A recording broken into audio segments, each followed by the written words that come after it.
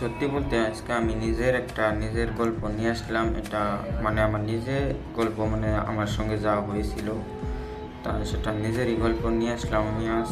আর তোমাদের আমি একটা কথা বলি, তোমরাও যদি তোমাদের নিজের গল্প মানে নিজের জীবনে হয়ে যাওয়া কিছু কথা যদি বলতে চাও, মানে আমাকে কমেন্টে বা ইনস্টাগ্রামে নক করতে পারো, নক করে আমার সাথে শেয়ার করতে পারো। আর তোমরা যদি চাও তোমাদেরও নিজের মানে গল্পটা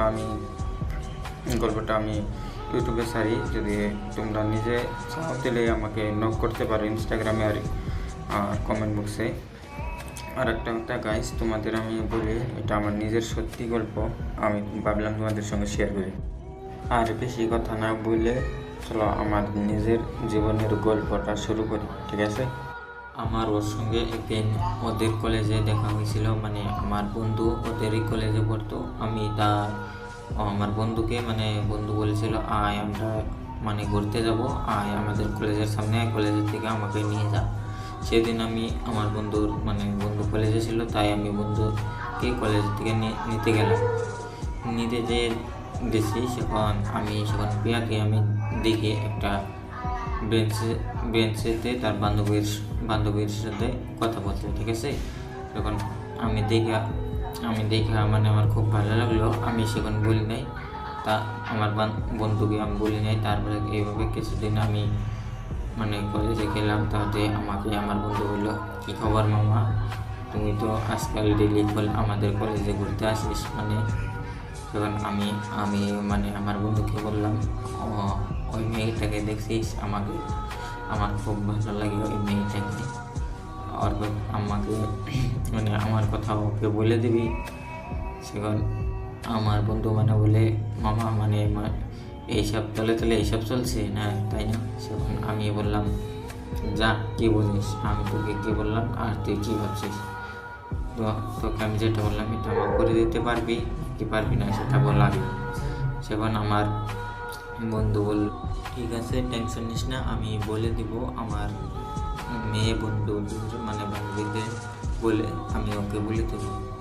আমি সেখন খুশি হয়ে বললাম, ঠিক আছে তুই বলে দিবি।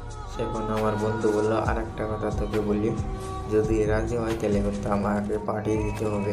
সেখন আমি বললাম, যা ঠিক আছে তোকে পার্টি দেবো। সেখন আমার বন্ধু খুশি হয়ে গেল, বললো মানে আমাকে বললো কিটটা আজ দেখি রাজি হয়ে গেল, গাছ তোমরা আসবে না, ঠিক আছে?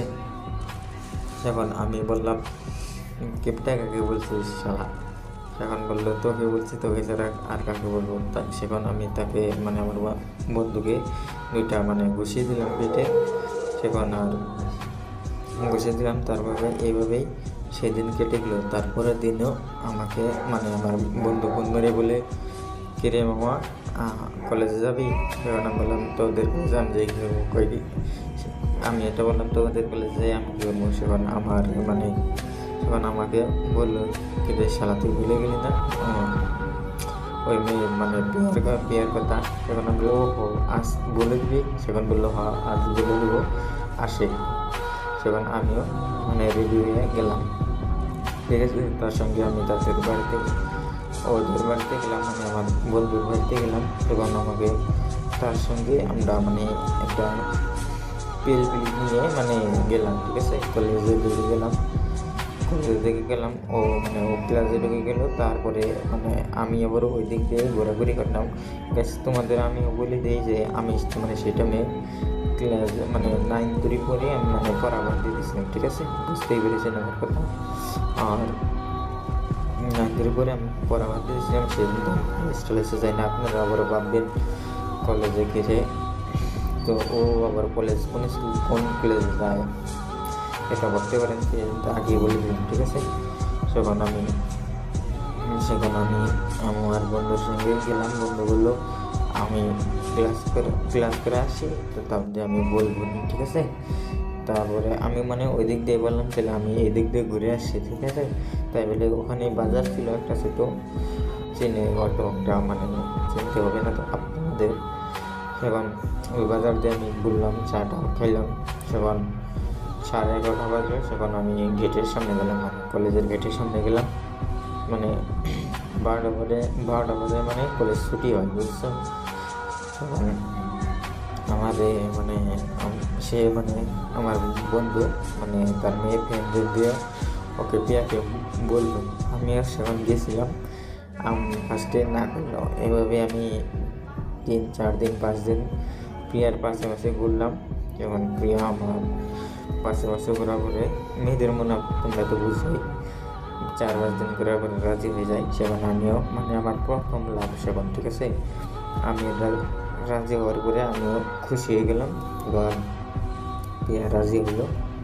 সেখান আজকের গল্পটা এতই, আর নেক্সট পার্ট কালকে এসে পারবো, কারণ গল্পটা খুব বড় হচ্ছে, ঠিক আছে।